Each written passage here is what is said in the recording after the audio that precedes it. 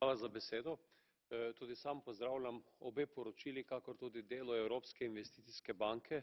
Mislim, da ste pomembna inštitucija, ki je orodje pravzaprav politik, ki jih izvaja na eni strani Komisija, Parlament, Evropska investicijska banka pa na terenu.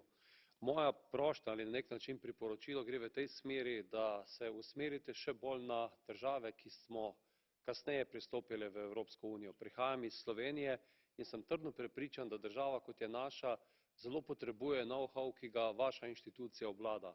Poznam in kot župan sem sodeloval v projektih, ki so bili financirani iz evropskih sredstev, pregledani s strani Jaspersa, in tudi sedaj je zelo pomembno v okviru Evropskega investicijskega sklada EFSI, da vaše inštitucije spodbudijo to miselnost partnerstva v vzhodnoevropskih državah, državah, ki smo se kasneje pridružile.